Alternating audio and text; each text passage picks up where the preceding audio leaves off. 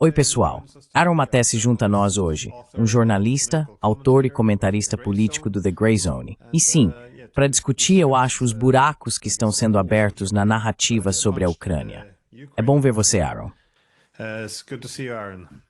Você também, Slang. Obrigado por me receber.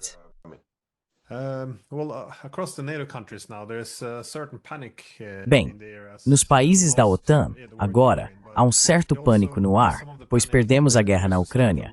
Mas parte do pânico parece vir da narrativa que nos foi contada nos últimos 3 anos, que também se provou cheia de falhas. Em grande medida, isso também tem sido uma guerra de narrativas nos últimos anos. Acho que um dos últimos buracos na narrativa foi com este artigo do New York Times, que saiu recentemente, detalhando até que ponto os Estados Unidos estavam liderando a guerra a partir da Alemanha. O que você acha deste artigo, no entanto? Quão significativo ele é? What do you make of this article, though? How significant is it? Well, the article just fleshed out what Bem, o artigo apenas detalhou o que você e eu temos dito há muito tempo, que é que os Estados Unidos estavam por trás desta guerra e estavam usando a Ucrânia para sangrar a Rússia, a ponto de líderes militares dos Estados Unidos estarem literalmente planejando operações militares ucranianas e dirigindo seus ataques a partir de uma base militar na Alemanha. E há alguns detalhes engraçados sobre isso. Por exemplo, soubemos que, como os Estados Unidos não queriam admitir publicamente que estavam selecionando alvos para a Ucrânia atacar, eles simplesmente mudaram o nome de alvos para pontos de interesse.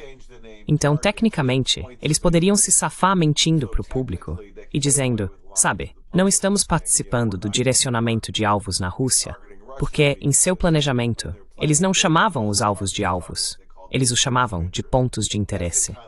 Esse é o tipo de engano semântico que teve que ser realizado para travar uma guerra por procuração da Rússia contra a Rússia.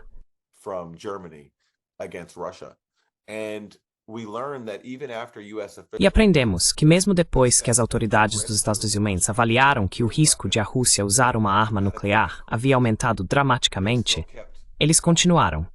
Eles não mudaram sua estratégia e autorizaram a escalada de sistemas de armas, apesar de não terem certeza de como a Rússia responderia, incluindo não terem certeza de que a Rússia não atacaria as tropas da OTAN. Então, essencialmente, foram eles que moveram suas próprias linhas vermelhas. Ao contrário do que ouvimos constantemente sobre Putin, ter todas essas linhas vermelhas e ser aceitável cruzá-las. Não. Na verdade, eram nossas linhas vermelhas, que continuavam se movendo, e fizeram isso contando com Putin e a Rússia para serem contidos. Então há outro aspecto da retórica pública sendo minado porque o tempo todo ouvimos que Putin é um louco. Se não o pararmos aqui, ele vai avançar para o resto da Europa e talvez para o resto do mundo. Na verdade, o tempo todo, eles estavam contando com Putin, processo testemunho continuamente, nuamente ultrapassavam suas próprias linhas vermelhas.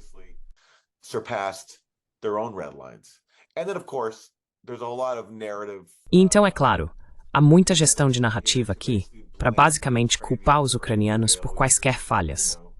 Sabe, toda vez que há uma falha no artigo, é sempre culpa dos ucranianos, porque eles não seguiram o Conselho dos Estados, não seguiram o plano. Não há responsabilidade alguma.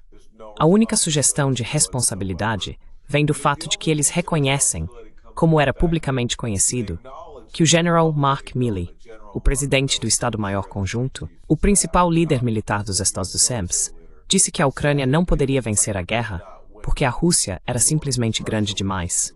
E eles ignoraram esse conselho. Ignoraram Mark Milley quando ele pediu diplomacia em outubro de 2022. Esse é o único tipo de gesto em direção ao reconhecimento de que havia alguma dissensão dentro das fileiras dos Estados e alguma consciência de que a Ucrânia não poderia vencer. Caso contrário, o artigo basicamente diz que, na medida em que a Ucrânia perde, é culpa deles, não nossa.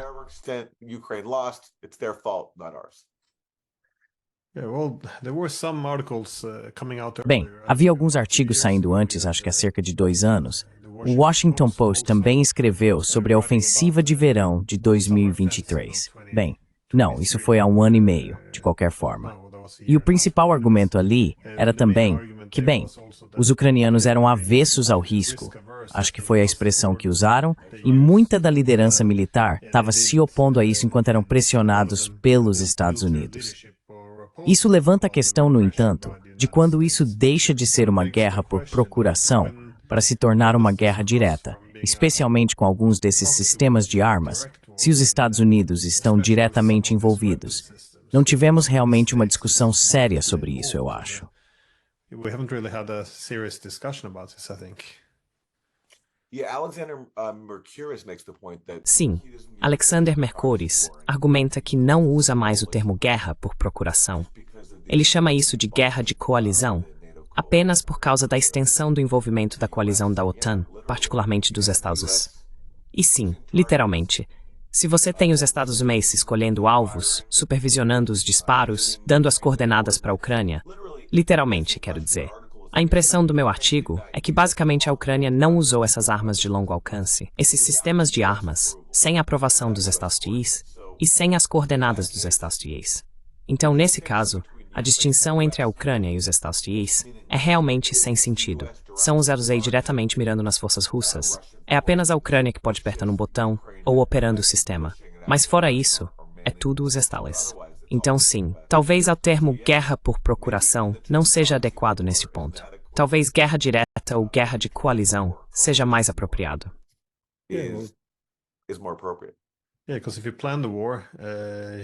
Sim, porque se você planeja a guerra, seleciona os alvos, fornece as armas, e além disso, com muitas dessas armas de longo alcance, elas realmente precisam ser geridas por soldados americanos também. De repente, não há papel algum para os ucranianos. Isso está começando a parecer cada vez mais uma guerra direta. Há também uma questão recente com Boris Johnson, na qual ele argumentou há algumas semanas que os nacionalistas não permitiram que Zelensky implementasse essencialmente seu mandato de paz. Porque ele foi eleito, em 2019, com um mandato de paz, ganhando 73% dos votos para implementar o Acordo de Minsk, fazer a paz com Donbass, ou pelo menos abrir diálogo e fazer a paz com os russos.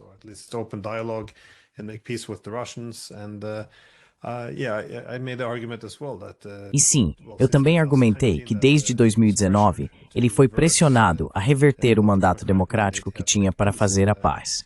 Mas me disseram que a narrativa nacionalista era propaganda russa e que não deveríamos repetir isso. Qual é o significado aqui? Você vê isso realmente tendo um impacto? Você vê a narrativa mudando ou continuamos com as mesmas histórias na mídia? Do we just continue with the same storylines in the media? Bem, em termos de impacto na narrativa, não tem. Porque temos um sistema de mídia tão obediente, onde alguns fatos não podem ser reconhecidos. Então, mesmo Boris Johnson, reconhecendo, como você disse, que foram os ultranacionalistas ucranianos, os extremistas, que impediram a implementação dos acordos de Minsk, isso não importa. Simplesmente não é registrado. Quero dizer, apontamos isso, compartilhamos o clipe de Boris Johnson. Isso chega aos nossos círculos, nossos nichos. Mas de outra forma, simplesmente não tem impacto, porque é inconveniente para a narrativa.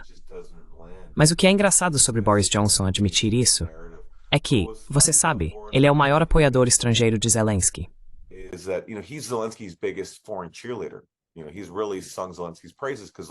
Você sabe, ele realmente elogiou Zelensky, porque Zelensky essencialmente seguiu suas ordens. Mas o que Boris Johnson estava fazendo ao dizer que foram os ultranacionalistas que sabotaram o mandato de paz de Zelensky, ele estava minando o principal argumento que Zelensky fez no Salão Oval para J.D. Vance, quando disse a J.D. Vance, de que tipo de diplomacia você está falando? Depois que J.D. Vance defendeu a diplomacia. E o que Zelensky disse a J.D. Vance foi, ouça, eu tentei fazer um acordo com Putin. E ele mencionou o acordo que Zelensky assinou com Putin em Paris em dezembro de 2019, no qual deveriam haver trocas de prisioneiros e passos em direção à implementação dos acordos de Minsk. E Zelensky disse que Putin não seguiu nada disso.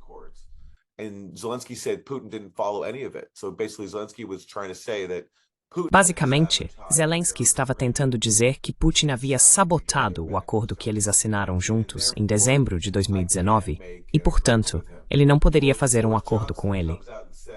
Bem, Boris Johnson aparece e diz algumas semanas depois que, na verdade, foram os ultranacionalistas dentro da Ucrânia que impediram Zelensky de implementar o compromisso porque se opuseram ao compromisso. E qual era o compromisso? Era respeitar os acordos de Minsk, respeitar a autonomia dos russos étnicos dentro da Ucrânia. O que eles se recusaram a fazer porque não veem esses russos étnicos como ucranianos iguais e nem mesmo os querem em seu país. Então, Boris Johnson fez essa admissão em um momento muito inconveniente para Zelensky.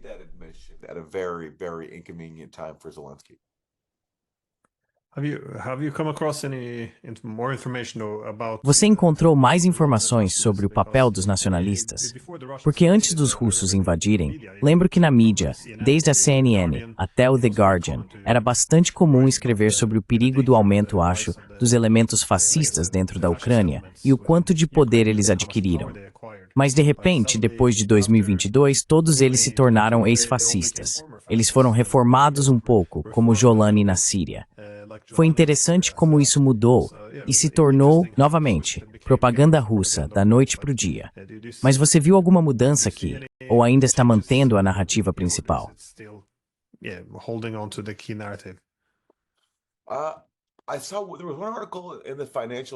Vi que havia um artigo no Financial Times no ano passado, chamado Ucrânia enfrenta sua hora mais sombria, e continha um raro reconhecimento do papel dos ultranacionalistas.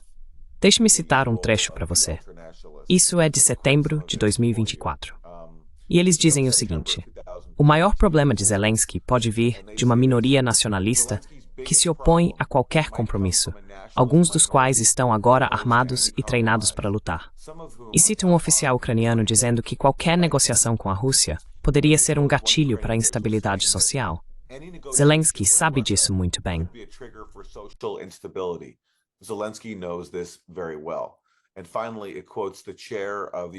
E finalmente, cita o presidente do Comitê de Relações Exteriores do Parlamento Ucraniano, que diz o seguinte: sempre haverá um segmento radical da sociedade ucraniana que chamará qualquer negociação de capitulação. A extrema-direita na Ucrânia está crescendo. A direita é um perigo para a democracia. Então, isso é um raro reconhecimento na mídia estabelecida, o Financial Times, sobre a ameaça que Zelensky enfrenta e que a Ucrânia enfrenta internamente. Mas, fora isso, não. Isso foi uma exceção à regra, basicamente fingindo que essa minoria ultranacionalista que tem impedido a paz por muito tempo, com o apoio dos Estados Unidos, é preciso enfatizar, porque toda vez que a extrema-direita se opôs aos acordos de Minsk e depois se opôs a mais acomodações.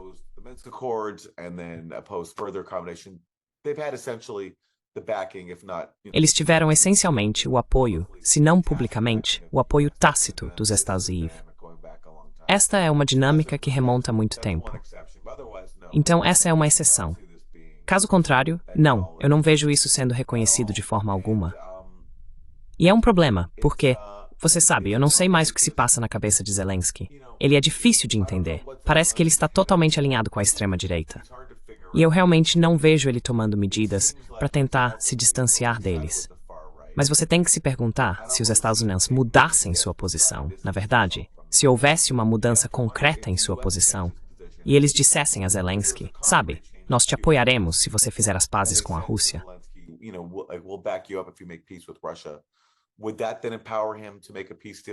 Isso então o capacitaria a fazer um acordo de paz?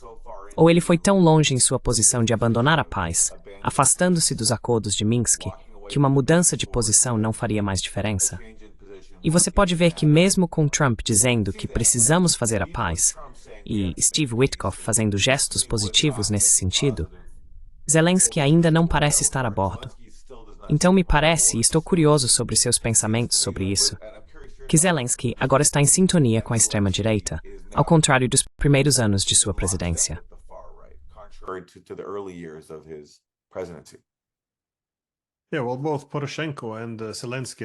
Bem, tanto Poroshenko quanto Zelensky inicialmente adotaram uma postura muito antinacionalista. Novamente, eles estavam pedindo respeito aos direitos dos russos étnicos. Mas eu acho que, como você disse, os grupos fascistas funcionavam, imagino, mais ou menos como um poder de veto. E acho que é por isso que eles também foram apoiados pelos Estados Unidos desde o início. eles tinham a capacidade de controlar quaisquer sentimentos na sociedade que buscassem alguma reconciliação. E acho que isso também se aplicou em 2019, quando Zelensky venceu. Novamente, isso seria uma grande mudança. Ele iria acabar com a guerra, buscar um caminho pacífico. E então, claro, você tinha esses grupos fascistas surgindo, e o slogan que eles estavam usando enquanto marchavam, os nacionalistas marchando em Kiev, era, você sabe, isso não é capitulação. Eu vi esse termo sendo repetido também na mídia ocidental, que implementar efetivamente o que os ucranianos haviam votado era uma forma de capitulação, e deveríamos apoiar os ucranianos para que eles não tivessem que capitular. Em outras palavras, eles não precisavam implementar o verdadeiro mandato de paz pelo qual a esmagadora maioria das pessoas votou. Então é bastante perturbador como de repente descartamos a democracia como bem, é capitulação. Sim, absolutamente.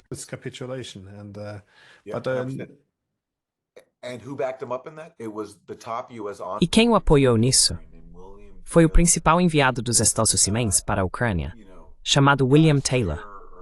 Você sabe, no ano passado, ou no ano anterior, ele disse ao The Washington Post que ao mesmo tempo em que esses extremistas de extrema-direita estavam dizendo não à capitulação e marchando contra Zelensky, Taylor se encontrou com Zelensky.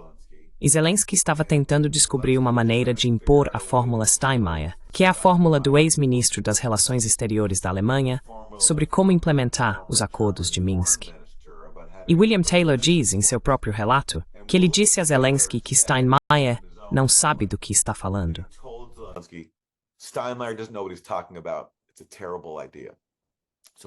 É uma ideia terrível.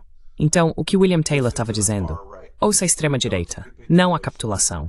Os acordos de Minsk é uma ideia terrível.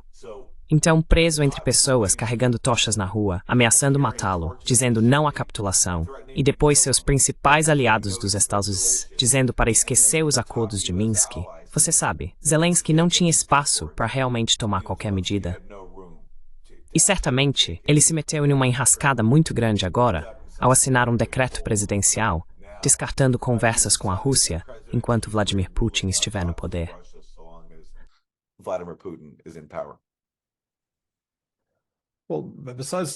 Bem, além dos nacionalistas, parecia que os Estados Unidos tinham um controle muito bom sobre os serviços de inteligência na Ucrânia também. Para mim, isso foi uma conquista muito interessante, porque até 2014, os serviços de inteligência ucranianos, assim como a maioria da população ucraniana na época, trabalhavam muito de perto com a Rússia. Eles viam a Rússia como seu principal parceiro. E então, houve outro artigo que saiu no The New York Times, mas isso foi em fevereiro de 2014, que descreveu o que aconteceu nos dias após a queda de Yanukovych.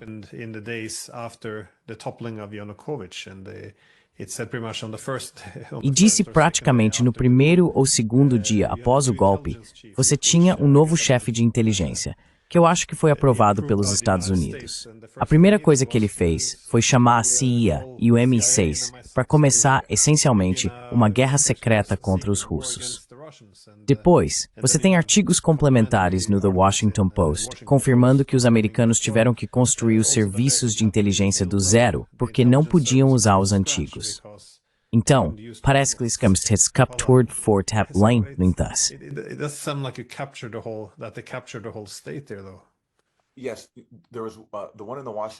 Sim, houve um no The Washington Post que citou um ex-oficial da CIA que disse que a ala de inteligência militar da Ucrânia se tornou, abre aspas, nosso bebê.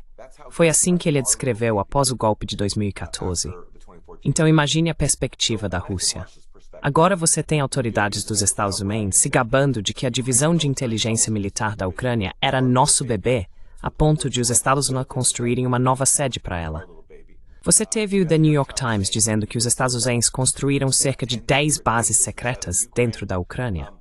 Recentemente, houve um artigo no The New Yorker onde descreveram como, quando nosso bebê e outros serviços de inteligência ucranianos realizaram assassinatos de oficiais russos ou líderes rebeldes no Donbas, os Estados estavam envolvidos a ponto de um líder rebelde do Donbas ser morto em um elevador.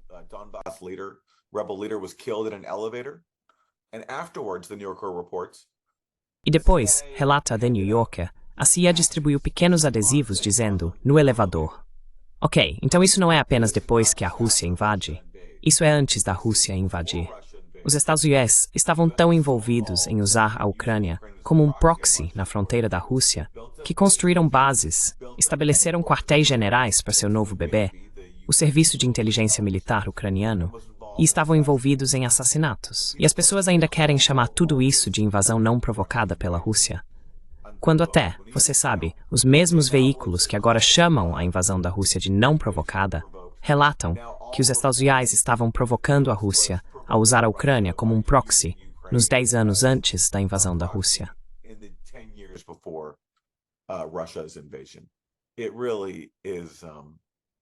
É realmente muito impressionante. Mas felizmente, por qualquer motivo, as pessoas se sentem compelidas a reconhecer o que aconteceu. E assim, temos todos esses detalhes ricos diretamente da fonte. Escrevi um artigo no ano passado, quando entrevistei Andrei Telechenko, que fez parte do movimento Maidan e do governo pós-Maidan. Ele estava presente em uma reunião em abril de 2014, na verdade, por volta desta época, enquanto estamos gravando isso. Em meados de abril de 2014, a Ucrânia lançou sua chamada Operação Antiterrorista contra o Donbass, iniciando a guerra no Donbass.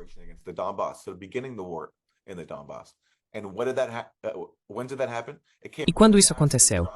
Foi logo depois que John Brennan, então chefe da CIA, veio à Ucrânia, veio a Kiev, se encontrou com autoridades ucranianas e disse que deveriam lançar uma operação contra o Donbass.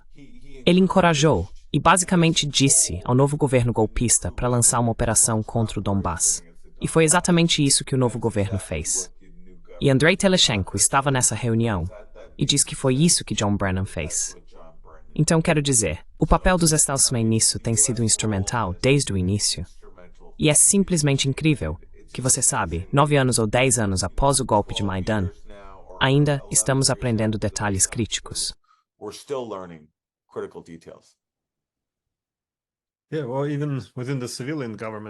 Bem, mesmo dentro do governo civil da Ucrânia, você tem pessoas como Viktor Shokin, o ex-procurador-geral.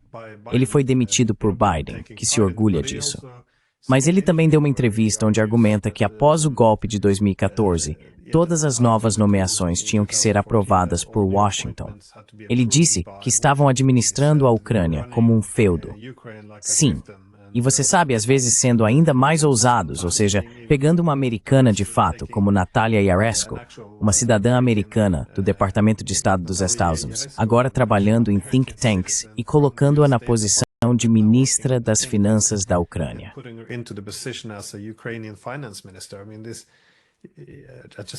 Quero dizer, eu só costumo perguntar se a situação fosse inversa.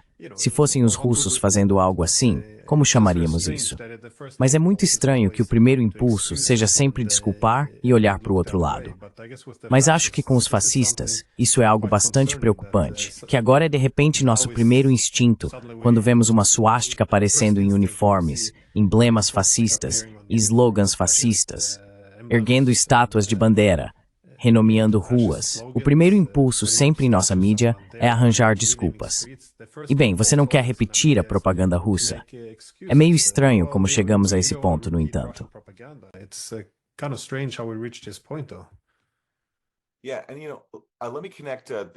Sim, e você sabe, deixe-me conectar este artigo do New York Times, este recente, aos desenvolvimentos atuais dentro da Ucrânia. Então, o que acabou de acontecer na Ucrânia? Qual é a grande história desta semana? É este ataque russo em Sumy, que supostamente matou pelo menos 34 pessoas, incluindo pelo menos 2 crianças, talvez mais neste ponto. Este é um ataque terrível, e nada justifica a Rússia matar civis. Mas o que aprendemos depois disso? Aprendemos que a Ucrânia havia realizado uma reunião militar em Sumy, basicamente no coração da cidade, dando assim aos russos uma desculpa para atacar, como um pretexto.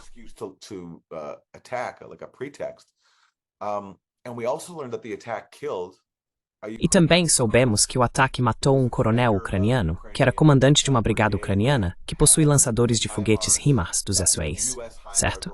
E qual é a importância disso?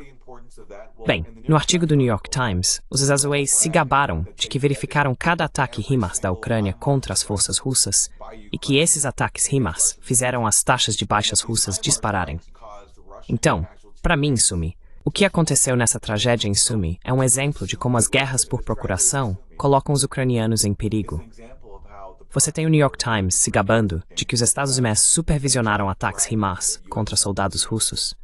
E o que a Rússia faz agora?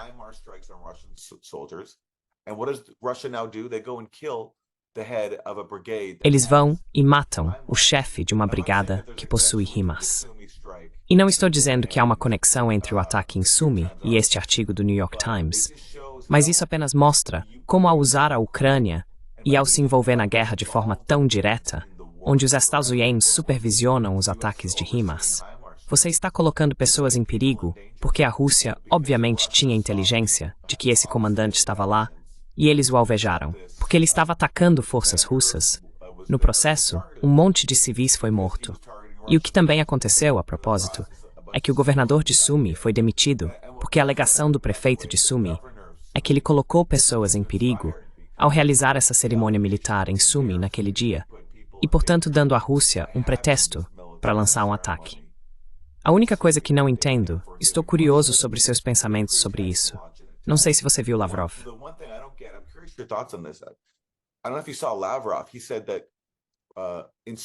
Ele disse que em Sumi, líderes militares ucranianos estavam se reunindo com seus homólogos da OTAN. E assim, eu não entendo o que ele estava dizendo. Ele está dizendo que a Rússia não apenas mirou em oficiais militares ucranianos, mas também em oficiais militares da OTAN. Essa é a parte que eu não entendi, porque se ele realmente está dizendo que a Rússia mirou em oficiais da OTAN, isso me parece muito perigoso. Ainda não vi nenhuma confirmação de que algum oficial da OTAN foi morto.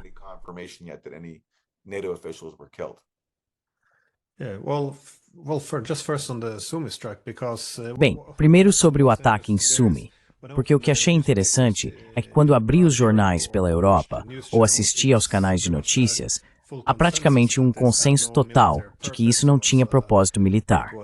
Foi um alvo em civis, sem alvos legítimos por perto. Mas então você pode abrir as notícias ucranianas, e eles estão discutindo abertamente que o prefeito estava reclamando que o exército organizou essa cerimônia de premiação para pessoas que lutaram, acho que foi em Kursk. E eles tinham todos esses soldados lá, muitos oficiais de alta patente. E então, sabe, por que você colocou isso entre nossos civis? E agora você atraiu um ataque russo. Então, na Ucrânia, eles falam sobre essas divisões. Estão irritados uns com os outros, trocando insultos online. Mas então você chega à mídia ocidental, e eu não vejo isso nessa mídia.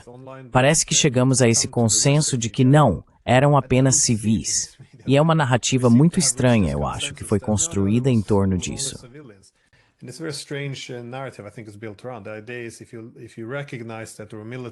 A ideia é que se você reconhecer que há pessoal militar lá, então sabe, assumindo que é um alvo militar legítimo, pode-se argumentar que isso de alguma forma legitima ou até apoia o ataque russo. Quero dizer, como você disse, foi um ataque horrível que resultou em várias baixas civis, mas a realidade também deve ser reconhecida. Agora, em relação a Lavrov, eu também percebi isso. E achei estranho quando ele argumentou que havia oficiais da OTAN lá, por Guaimdu-Garbaud como uma forma de escalada.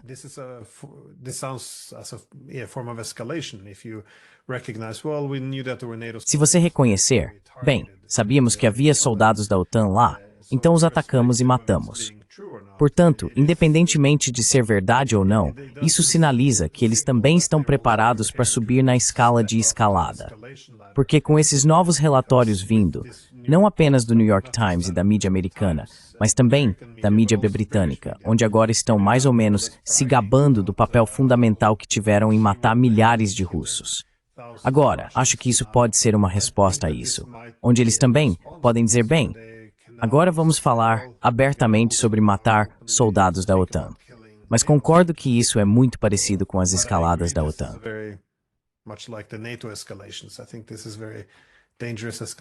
Acho que isso é uma escalada muito perigosa. E acho que uma questão chave na guerra da Ucrânia nos últimos 3 anos é como definimos as regras de uma guerra por procuração. Porque inicialmente, se você se lembra, pessoas como Biden estavam dizendo, bem, F-16 significam a Terceira Guerra Mundial. Você não pode fazer isso. Não podíamos enviar artilharia, tanques. Tudo isso era muito controverso. E agora temos a Alemanha surgindo, falando sobre sim, temos que usar mísseis alemães para atacar profundamente o território russo. Quer dizer, para a Alemanha fazer isso novamente, eles achavam controverso enviar capacetes, e você sabe que estamos nós. Mais um.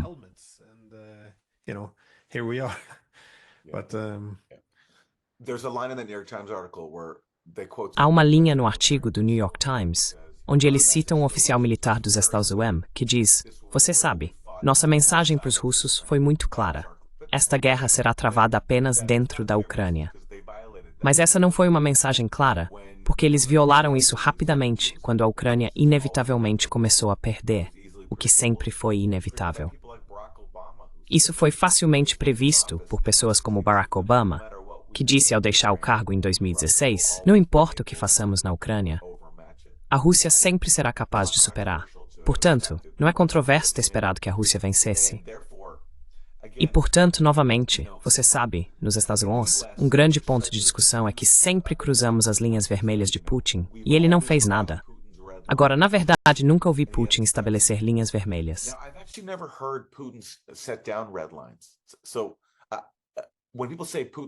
Então, quando as pessoas falam das linhas vermelhas de Putin, eu nem sei do que estão falando. E, novamente, na verdade, são as nossas próprias linhas vermelhas que cruzamos.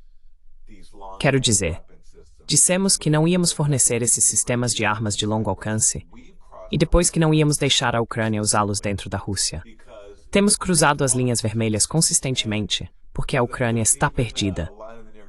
E há até uma linha no artigo do New York Times que diz que, finalmente, Biden, em seu último mês no cargo, deixou a Ucrânia usar os mísseis Ataque-MS dentro da Rússia, e diz que a redação é para reforçar seu projeto na Ucrânia. Então, o que eles estão dizendo aí? Apenas para manter sua guerra por procuração, para salvar a face, porque ele sabe que estava perdendo? Que Biden, em um ato final de desespero, deixou a Ucrânia lançar esses ataques de longo alcance na Rússia. E você levanta a questão, o que vem a seguir?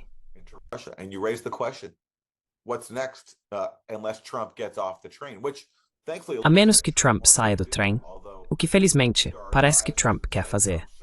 Embora haja conselheiros dentro do círculo de Trump que não querem parar a guerra, eles querem continuar.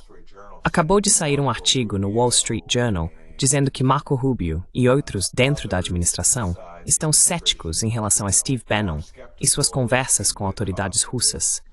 E eles acham que Bannon está cedendo demais.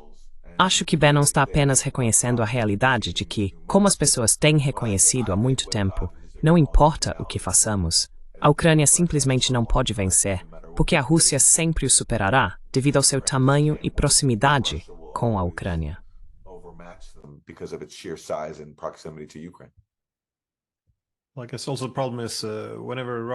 Acho que o problema também é que sempre que a Rússia demonstra contenção, isso é vendido como fraqueza.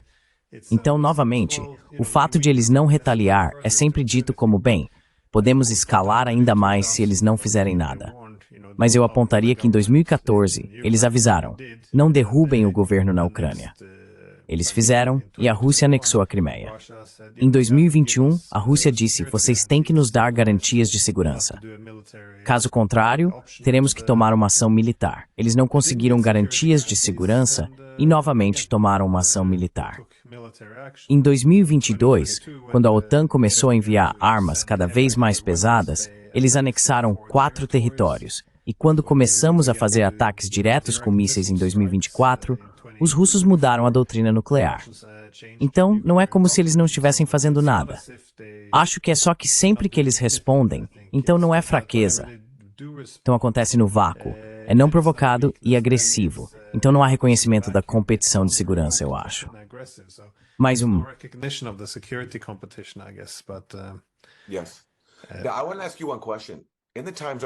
Sim, quero te fazer uma pergunta.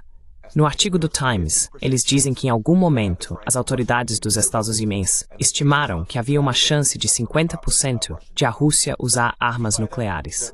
E eles basearam isso em algumas conversas que captaram de um alto general russo, Você acredita nisso? Que realmente havia um risco tão alto de a Rússia usar armas nucleares dentro da Ucrânia? Porque isso não faz sentido para mim. Não, bem, eu acho. Mas quando foi isso? Isso foi após alguns reveses russos.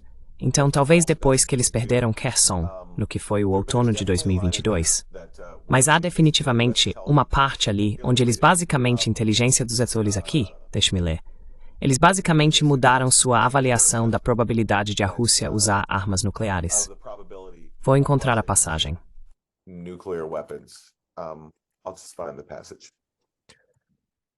Well, I think I'm a bit skeptical. Bem, acho que estou um pouco cético, porque quando eles recuaram, o principal motivo foi que toda a guerra havia mudado de caráter. Como sabemos, inicialmente, quando os russos invadiram em 2022, como Zelensky confirmou no primeiro dia após a invasão, eles já haviam sido contatados pela Rússia. Eles queriam negociar a restauração da neutralidade da Ucrânia. Então, desde os níveis de tropas até os primeiros dias da invasão, os ucranianos confirmaram que os russos tiveram contato com eles. Tudo isso, e também a falta de bombardeio de alvos-chave, já que os russos foram bastante contidos nos primeiros dias porque não queriam prejudicar a capacidade de buscar a diplomacia, o que também foi confirmado por analistas americanos.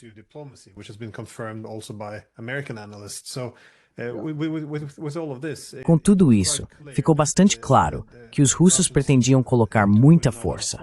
Eles não tinham tropas suficientes para conquistar toda a Ucrânia.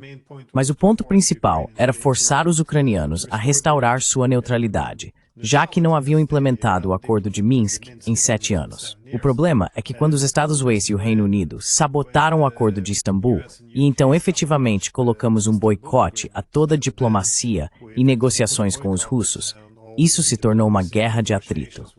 Agora, de repente, você tem que lutar até o fim. Então acho que eles chegaram a essa decisão em 2022 de que suas linhas de suprimento estavam muito estendidas ou muito finas.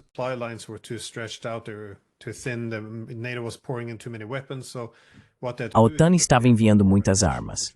Então o que eles precisavam fazer era se preparar para uma guerra de atrito, o que significa esgotar o inimigo. Assim fazia sentido recuar para o outro lado do rio Dnieper, em Kherson, para apertar as linhas de frente e depois construir fortificações adequadas e não ter essas cadeias de suprimento vulneráveis. E então, essencialmente, começar a matar e destruir o inimigo.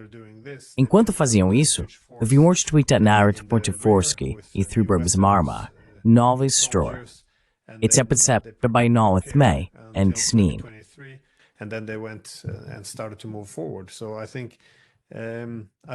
Então eu não acho que foi tão desesperador quanto esperávamos. Muitas vezes é retratado dessa forma, mas se os russos estivessem perdendo para um exército da OTAN e eles pudessem tomar a Crimeia, acho que os russos considerariam isso uma ameaça existencial. Se for existencial, eu realmente acho que poderia... Bem, honestamente acho que seria uma guerra nuclear antes que a OTAN marchasse pela Crimeia. Mas não acho que eles estavam nesse ponto em 2022. Acho que à medida em que isso foi uma grande vitória para a Ucrânia, foi mais uma iniciativa de propaganda no Ocidente para aumentar o apoio entre nosso público, para apoiar a guerra, para que possamos efetivamente trazer a Ucrânia de volta às fronteiras de 1991. Effectively bring Ukraine back to the 1991 borders. Sim, sim. E foi a partir desse período, de outubro de 2022, após a retirada da Rússia de Kherson. E então o Times diz que a inteligência dos Estados Unidos interceptou o comandante russo na Ucrânia, o general Sergei Surovikin, falando sobre o uso de armas nucleares táticas para impedir que os ucranianos cruzassem o Dnipro e seguissem diretamente para a Crimeia. Até aquele momento, as agências de inteligência dos Estados Unidos estimavam a chance de a Rússia usar armas nucleares na Ucrânia em 5 a 10%. Agora, disseram que se as linhas russas no sul colapsassem, a probabilidade era de 50%. Então é isso que eles estão alegando. Eu duvido muito disso.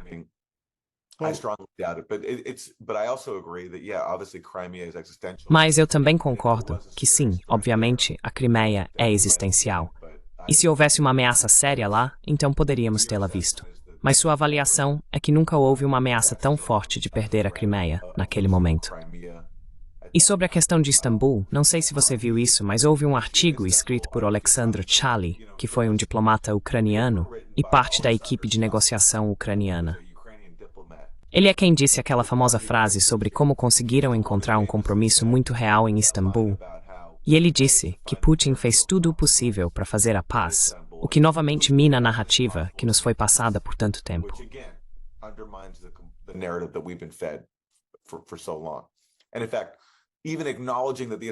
E de fato, até mesmo reconhecer que as conversas de Istambul ocorreram perfura a própria narrativa, porque pelo menos na mídia corporativa dos Estados Unidos, finge-se que as conversas de Istambul não aconteceram. Elas quase nunca são mencionadas, exceto por algumas vezes.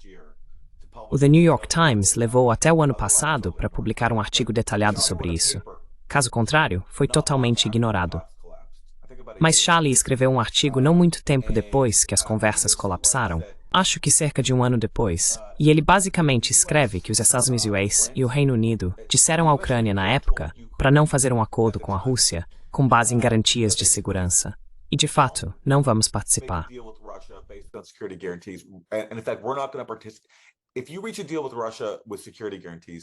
Se você fechar um acordo com a Rússia com garantias de segurança, não vamos participar. Mas se você se afastar do acordo, daremos garantias de segurança bilaterais. Essa foi a mensagem que a Ucrânia recebeu dos Estados Unidos e do Reino Unido. Então, o que a Ucrânia fez? Como sabemos, Zelensky se afastou de Istambul. Então, o que aconteceu depois? Zelensky volta para os Estados Unidos e Reino Unido e pergunta, e aquelas garantias de segurança? E o que Chaly relata? Ele diz que naquele momento, os Estados Unidos e o Reino Unido disseram sim, não estamos preparados para dar garantias de segurança. Estamos preparados para dar assistência militar futura. Basicamente armando você até os dentes, mas não estamos realmente preparados para garantir sua segurança. Então isso foi uma isca e troca.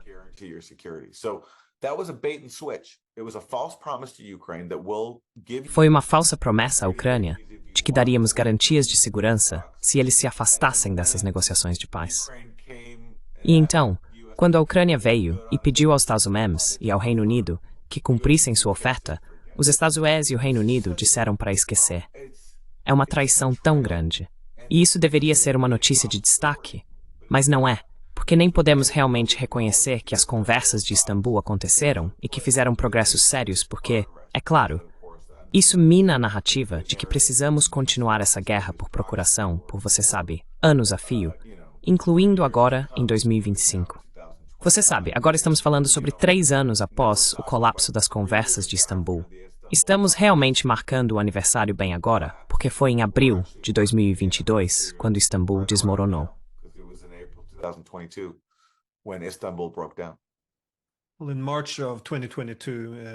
Bem, em março de 2022, Zelensky deu uma entrevista a The Economist e ele disse, você sabe, alguns países no Ocidente que não se importariam com uma guerra longa porque eles conseguem sangrar os russos, mesmo que isso signifique a destruição da Ucrânia.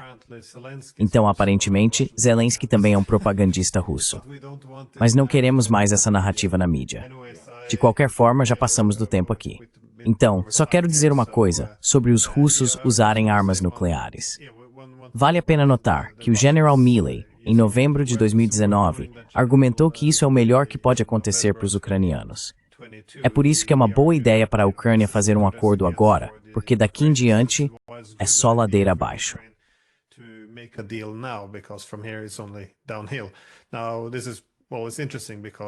Agora, isso é interessante porque ele foi forçado a voltar atrás, pois ser pró-Ucrânia significa continuar jogando ucranianos na guerra. Mas em relação à sua pergunta, acho que isso você sabe, era óbvio para os americanos que isso não era esse grande plano, o potencial de empurrar os russos até a Crimeia ainda. Então, dado que os americanos entenderam isso, acho que os russos também entenderam. Então, acho que a ideia de que eles estavam prestes a recorrer às armas nucleares, que isso é mais propaganda. De qualquer forma, Maté, muito obrigado. E sim, você está vindo para Oslo no dia 21 de maio para uma conferência aqui. Então isso também será transmitido. E provavelmente compartilharei neste canal também. Muito obrigado pelo seu tempo. Muito obrigado, Glenn. E ótimo com você.